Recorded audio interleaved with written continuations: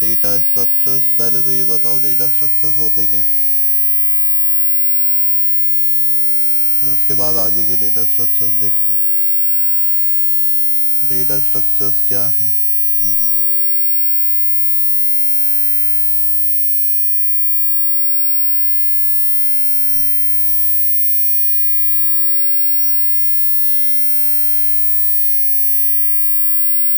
क्या है भाई डेटा स्ट्रक्चर्स?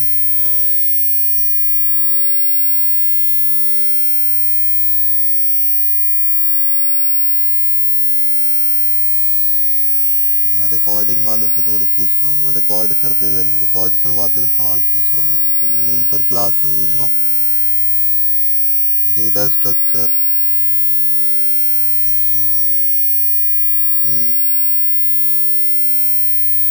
किस लिए यूज करते हैं डेटा? डेटा को स्टोर करने के लिए तरीकेकार अलग अलग होते हैं, ऑर्गेनाइज करने के लिए। तो डेटा स्ट्रक्चर्स हर प्रोग्रामिंग लैंग्वेजेस में यही बात करी थी कि हमारे पास मौजूद होते हैं।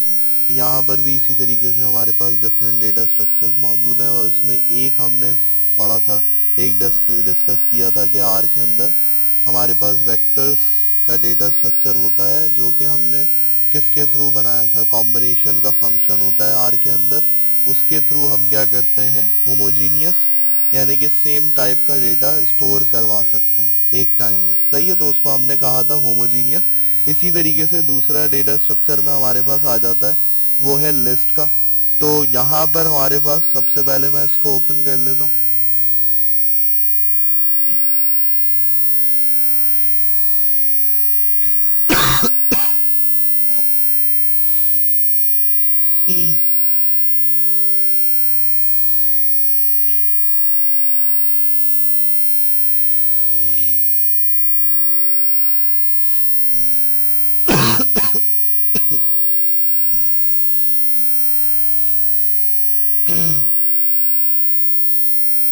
तो हमारे पास लिस्ट में क्या है, लिस्ट में हमारे पास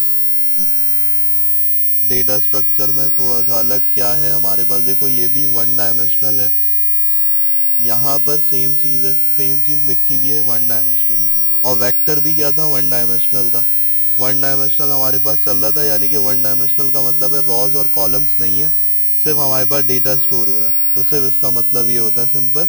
तो हेट्रोजीनियस है, लेकिन वेक्टर हमारे पास अभी मैंने बोला था होमोजीनियस है, लेकिन यहाँ पर क्या वर्ड यूज हुआ हुआ है, हेट्रोजीनियस डेटा स्ट्रक्चर। इसका मतलब है वहां पर होमोजीनियस में सेम टाइप था, और यहाँ पर हेट्रोजीनियस का मतलब है कि हमारे पास ये डिफरेंट टाइप्स के एलिमेंट्स को स्टोर करवा सकता है लिस्ट। तो इसलिए इसको क्या कहा जा रहा है, इसको कहा जा रहा है हेट्रोजीनियस, लेकिन ये वन डायमेंशनल में ही करवाएगा। सही, तो वेक्टर्स की एक अपग्रेडेशन है कि हम यहाँ पर आगे बढ़ गए और उसमें डिफरेंट टाइप्स को बना दिया कि भाई डिफरेंट टाइप्स यहाँ पर स्टोर करवाई जा सकती हैं, लेकिन एक ही डायमेंशन में करवाई जा सकती है, यानी कि यहाँ पर टेबल फॉर्मेट नहीं बन पाएगा। तो उसको किस तरीके से स्टोर करवाया है, तो यहाँ पर देखो लिस्ट का फंक्शन बना हुआ है, और लिस्ट के फंक्शन के अंदर हम क्या कर रहे हैं, एट्रीब्यूट्स के नाम दे रहे हैं, यानी कि समझ लो वेरिएबल्स कि पहला हमारे पास वेरिएबल बन गया, हमने नेम बोल दिया, एज बोल दिया, यानी कि ये अपनी मर्जी से ही बना रहे हैं। और आगे जो स्कोर्स के अंदर डाला है, वो उसको क्या यूज किया है, वो हमने पिछले वाले ही डेटा स्ट्रक्चर को यूज किया है, जहां पर हम सेम टाइप की बात करके आए थे, जिसको हमने बोला था कॉम्बिनेशन के फंक्शन के थ्रू वेक्टर बनता है। तो यहाँ पर हमने जितने भी नंबर्स स्कोर्स हम स्टोर करवाना चाहे इसके अंदर स्टोर करवा सकते हैं। तो ये हो गया हमारे पास, यहाँ पर हमने इनिशियलाइज कर दिया, और देन एक्सेस करना है with the help of attribute. तो जैसे हम डेटा फ्रेम में कर रहे थे, जो हमने टेबल को लोड करवाया था और उसमें देखा था, तो उसमें हमारे पास इस तरीके से कुछ आ रहा था कि हम डॉलर का साइन लगा के हम ये वाले सारे काम करते हैं। तो यहाँ पर इसको लोड किया और देन इसको चलाया, तो हमारे पास क्या होगा कि फर्स्ट एलिमेंट गेट कर जाएगा, जो कि हमारे पास इसके अंदर मौजूद था। वहां हमारे पास कॉलम्स हो रहे थे, यहाँ पर हमारे पास वन डायमेंशनल है, तो यहाँ वैल्यू आएगी। क्लियर है? तो ये एक तरीकेकार हो गया वैल्यू को गेट करने का, मैं डॉलर लगा के कोई भी वैल्यू गेट करूं, वो मेरी मर्जी है। और फिर उसके बाद मेरे पास दूसरा तरीका ये है कि मैं इस तरीके से गेट कर लूं, मैं बगैर नाम बताए हुए square brackets double square bracket है, डायरेक्ट नहीं है। क्योंकि डायरेक्ट इसलिए नहीं है क्योंकि अंदर नाम मौजूद है। सही, तो हम इसलिए क्या कर रहे हैं, अंदर भी स्क्वायर ब्रैकेट्स लगा के, यानी कि अब ये थर्ड एलिमेंट को टारगेट करेगा। और थर्ड एलिमेंट को टारगेट करने का मतलब है कि भाई हमारे पास जो हमने वेक्टर बना के रखा हुआ था इस कोर्स के अंदर, वो हमारे पास एक्सेस होगा। और देन सेकंड को करेंगे तो सेकंड हमारे पास इस तरीके से एक्सेस होगा। तो ये एक हमारे पास वेक्टर के साथ डेटा स्ट्रक्चर में लिस्ट भी आई, लेकिन वन डायमेंशनल ही है। तो इसमें क्या है, हमारे पास हेट्रोजीनियस डेटा स्ट्रक्चर है, वहां पे होमोजीनियस था। सही है, तो ये एक बात हो गई हमारे पास। इस तरीके से ये वाला लिस्ट का डेटा स्ट्रक्चर का एक पार्ट हो गया। इसके साथ साथ आगे एक और देख लेते हैं, मैट्रिसेस का। मैट्रिसेस में हमारे पास ये हमें पता है, हम मैट्रिक में भी पढ़ के आए होंगे तुम लोग, उसमें भी ये सारी चीजें, मैट्रिसेस के रूल्स वगैरह सारी चीजें पता होंगी। तो अब देखो, डेटा स्ट्रक्चर में भी जब बनाई जाती हैं चीजें तो एक के बाद एक लैकिंग खत्म की जाती है। पहले एक बनाया, वेक्टर था स्टार्टिंग पॉइंट, वहां पे स्टार्टिंग एंड किया, फिर उसके बाद दूसरा आया, लिस्ट में और एडिशन किया, फिर उसके बाद तीसरा जब आया तो कोशिश करी कि भाई उसमें कुछ चेंजेस आ सके। तो वहां चेंजेस क्या आई कि उसको कोशिश की गई आर के अंदर वन डायमेंशनल से टू डायमेंशनल में शिफ्ट करने की। लेकिन शिफ्ट तो किया, लेकिन दूसरी चीज पे कहाँ कॉम्प्रोमाइज कर लिया, ये कर लिया कि भाई होमोजीनियस है, यानी कि सेम टाइप होगी लेकिन टू डायमेंशनल में कर सकते हैं। यानी कि क्या, टू डायमेंशनल का मतलब कि रॉज और कॉलम्स आ गए। वहां अभी तक दोनों डेटा स्ट्रक्चर की टाइप में रॉज और कॉलम्स नहीं आ रहे थे। यहाँ पे क्या हुआ, यहाँ रॉज और कॉलम्स में डेटा आएगा लेकिन सेम टाइप का आएगा। तो वो सेम टाइप का क्या है, हमारे पास फर्स्ट एग्जांपल क्या है कि हम मैट्रिक्स बनाएं, तो हम यहाँ पर मैट्रिक्स का फंक्शन यूज करें और देन फिर यहाँ पर एक रेंज डिफाइन कर दें। ये नंबर को रखने का तरीका, यानी कि अगर हम नंबर रखना चाह रहे हैं, तरीका हमारे पास दूसरा भी है। यहाँ पर हमने रेंज बना दी, जैसे हम एरे में करते थे, अक्सर हमारे पास होता है तरीका कि एरे में रेंज देके हमने नंबर्स प्रिंट करवा दिए। तो यही 1 to 6 हमारे पास रेंज बन गई, यानी कि 1 से लेके 6 तक नंबर्स आएंगे। और यहाँ पर मैट्रिक्स के अंदर रॉज और कॉलम्स को डिफाइन करने का तरीकेकार आ गया। अब ये चीज मुझे कैसे पता चली 1 to 6 की, ये इस तरीके से पता चली कि मैं रॉज और कॉलम्स कितने बना रहा हूँ, ये मुझे बताएगी ये रेंज। सही, ये अगर डिसाइड करूंगा तो रेंज दूंगा। ये नहीं है मैंने आंख बंद करके रेंज दे दी और फिर मैं क्या कर रहा हूँ, रॉज और कॉलम्स बता रहा हूँ। पहले रॉज और कॉलम्स डिसाइड होंगे, देन फिर क्या होगी, रेंज डिफाइन होगी। क्यों, क्योंकि मैट्रिक्स का रूल क्या होता है, 2 into 3, यानी कि R into column, R into C का रूल होता है। तो रॉज मल्टीप्लाई बाय कॉलम्स मुझे बताती है कि कितने वैल्यूज आएंगी। तो इसका मतलब है मैंने रॉज 2 रखी है और कॉलम 3 रखे हैं, तो 2 3 जा 6। तो इसलिए मैंने क्या किया है, 1 to 6 की रेंज रखी है। बात समझ में आ रही है। तो यहाँ पर रॉज और कॉलम्स पहले डिसाइड करोगे, फिर डिसाइड करोगे कि वैल्यू कितनी आनी चाहिए। क्लियर है? तो यही चीज तरीकेकार है हमारे पास, जब भी, वरना एरर देगा, वरना ये चलाओगे मिसमैचिंग होगी। वैल्यूज तुमने 1 to 10 रखी हैं और तुमने 2 और 3 रखा हुआ है आगे, तो वह एरर ही देगा। इसलिए देगा क्योंकि 1 से 10 वैल्यूज आ ही नहीं सकती। 2 3 जा 6 जब हो रहा है तो टोटल 6 ब्रैकेट्स बनेंगे, 6 से ज्यादा वैल्यूज ऐड ही नहीं हो पाएंगे। क्लियर है? और हमने व्यू का फंक्शन पहले भी देखा था डेटा सेट लोड करते हुए कि हमारे पास हम व्यू करके देख सकते हैं। तो यहाँ पर अगर लोड करेंगे तो मेरे पास, क्योंकि मैट्रिक्स में कॉलम्स के नाम तो ऐड नहीं कर सकते, तो यहाँ हमारे पास कुछ इस तरीके से वर्जन 1, वर्जन 2, वर्जन 3 इस तरीके से आ रहा है। सही, तो डेटा हमारे पास इस तरीके से रॉज 2 आ गई, कॉलम्स 3 बन गए, तो डेटा खुद ही एडजस्ट हो गया।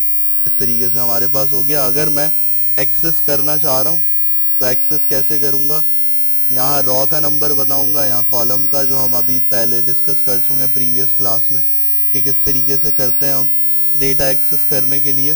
तो फर्स्ट रॉ सेकंड कॉलम का ये डेटा निकाल के दे देगा मुझे 3।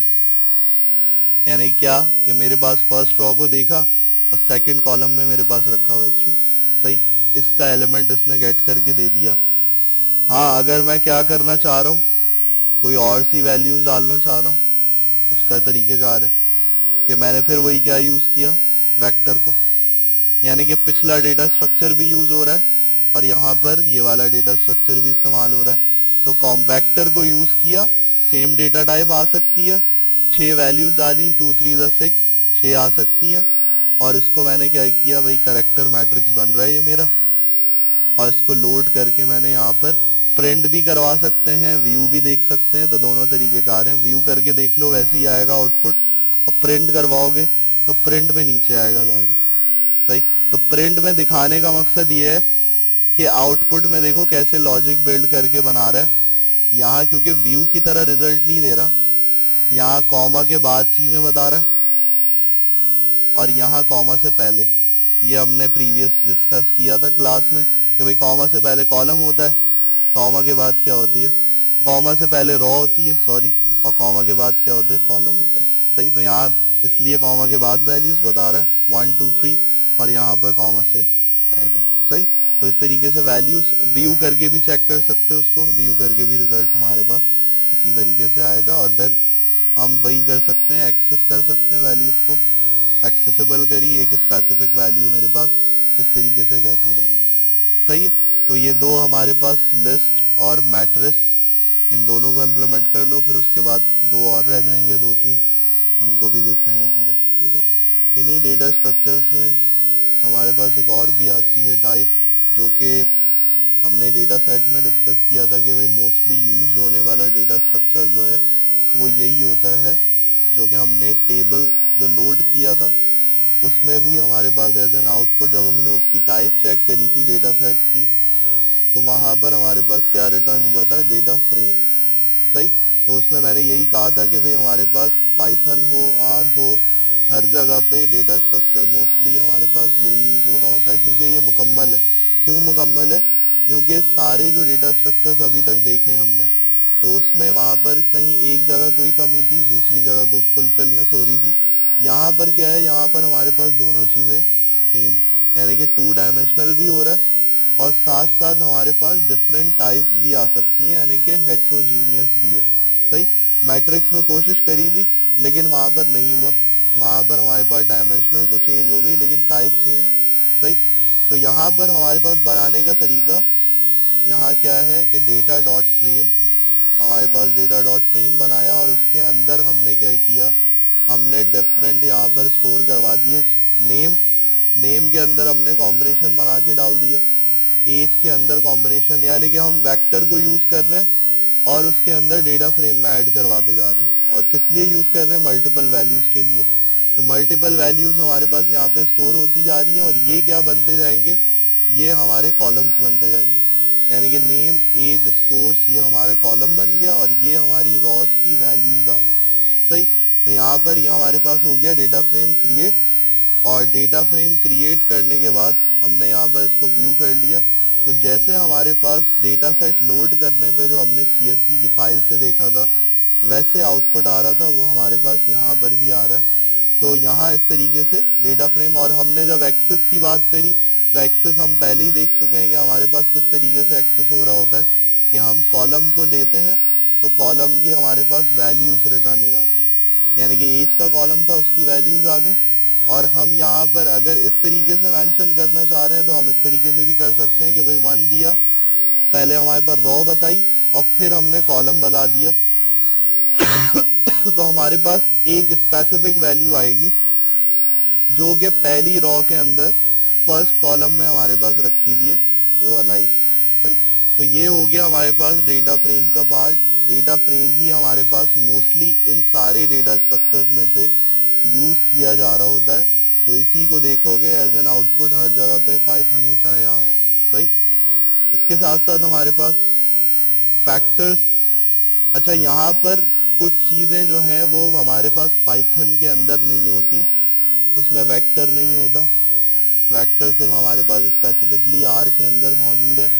दूसरा मैट्रिसेस हमारे पास सिर्फ स्पेसिफिकली आर के अंदर मौजूद है।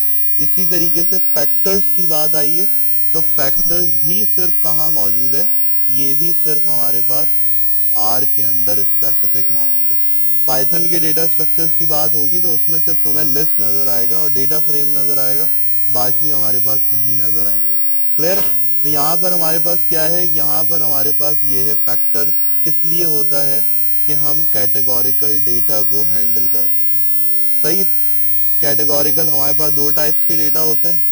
हमारे पास एक टाइप का डेटा क्या था, हमारे पास था कि भाई करेक्टर हो सकते हैं, हमारे पास नंबर्स हो सकती हैं। लेकिन एक टाइप हमारे पास ऐसी आती है कि हमारा कॉलम कैटेगोरिकल पे बेस करता है। सही। कैटेगोरिकल का मतलब है कुछ कैटेगरीज होती हैं जो कि रिपीट होती रहती हैं। अब लो मीडियम हाई का मतलब है ये रिपीट होती रहेगी, चाहे 1000 वैल्यू हो 10 लाख वैल्यूज हो, लेकिन यही रिपीट होना है। नेम को मैं कैटेगोरिकल नहीं बोल सकता। क्यों? नेम रिपीट तो होता है लेकिन नेम बहुत सारे होते हैं, लिमिटेड नहीं है, तो वो कैटेगोरिकल में नहीं आएगा। बात समझ में आ रही है? कैटेगोरिकल मेल फीमेल है, कैटेगोरिकल में आएगा क्योंकि वो जेंडर स्पेसिफिक है, इसके अलावा कुछ और नहीं कर सकते, अदर कर सकते हो और उसके अलावा कुछ नहीं आएगा। क्लियर है? तो फैक्टर्स बहुत सारे उसमें, जब आर के अंदर डेटा सेट को चेक कर रहे होगे तो उसकी टाइप फैक्टर बताएगा वो। सही है। तो वहां फैक्टर बताने का मकसद है, फैक्टर बनाना होता है पहले, फिर उसको हम क्या करते हैं, हम यहाँ पर देखते हैं कि भाई आया कि इसको फैक्टर बना सकते हैं या नहीं बना सकते। ऑलरेडी जो डेटा सेट है उसमें फैक्टर बना बनाया नहीं होता। इससे तुम्हारे ध्यान में क्वेश्चन आए कि हमने जो डेटा सेट लिया था उसमें भी थे हमारे पास लो मीडियम हाई, तो फैक्टर को बनाना पड़ता है। ये डेटा एनालिस्ट को, डेटा साइंटिस्ट को बात पता होनी चाहिए कि इस कॉलम को फैक्टर बनाया जा सकता है। सही है। तो इसलिए यहाँ पर हमारे पास कॉम्बिनेशन तो यूज कर रहे हैं, लेकिन अंदर वैल्यूज क्या है, वैल्यूज हमारे पास डिफरेंट है। सही। तो यहाँ इसको हमने लिया फैक्टर के फंक्शन से, अंदर वेक्टर को यूज किया है, लेकिन यहाँ देखो क्या कर रहे हो, यहाँ लेवल्स को यूज कर रहे हो। यहाँ हमारे पास क्या आ रहा है, यहाँ पर एक फंक्शन आ रहा है, तुम माई फैक्टर को लेवल्स के अंदर डाल के क्या कर रहे हो, चेक कर रहे हो कि हमारे पास लेवल्स कौन कौन से स्पेसिफाइड होंगे। तो वो देखो क्या कर रहा है, वो ये कर रहा है कि भाई जितनी दफा भी रिपीट हो रहा है उसने लेवल्स उठा लिए कि कौन से लेवल्स हैं, हाई है, लो है, मीडियम है, यानी कि डिस्टिंक्ट वैल्यूज उसने उठा ली। जैसे डेटाबेस में हम बोलते हैं डिस्टिंक्ट वैल्यूज, तो वो उसने कैप्चर कर ली।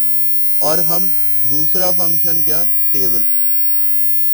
टेबल पता है हमें क्या होता है, तो टेबल में हम क्या कर सकते हैं, टेबल में हमारे पास हम इसको ऐसे देख सकते हैं कि हमारे पास जब हम टेबल को रिटर्न करवाएंगे तो हमारे पास क्या करेगा, उन लेवल्स की वैल्यूज को दे देगा कि आया कि कौन सा कितनी दफा रिपीट हो रहा है। सही। हाई हमारे पास एक दफा आ रहा है, लो 2 दफा था, और मीडियम हमारे पास अगेन एक दफा है। सही है। बड़ा डेटा सेट है तो जाहिर है हम फंक्शन 10 लाख वैल्यूज हो, अब मैं गिनूंगा तो नहीं ना, मैं टेबल के अंदर फैक्टर को डाल के चेक कर लूंगा कि लेवल्स के अंदर कितने रिपीट हो रहे हैं, कहाँ का कितने, तो वो मुझे पता चल जाएगा टेबल के फंक्शन। सही। तो ये भी हमारे पास प्रोसेसिंग का पार्ट होता है, डेटा प्रोसेसिंग का। तो वो इस तरीके से हम फैक्टर्स डेटा स्ट्रक्चर को यूज कर सकते हैं, किसमें, कैटेगोरिकल वैल्यूज के अंदर। सही। तो ये दो हो गए, इसको कर लो डेटा फ्रेम को और एक फैक्टर।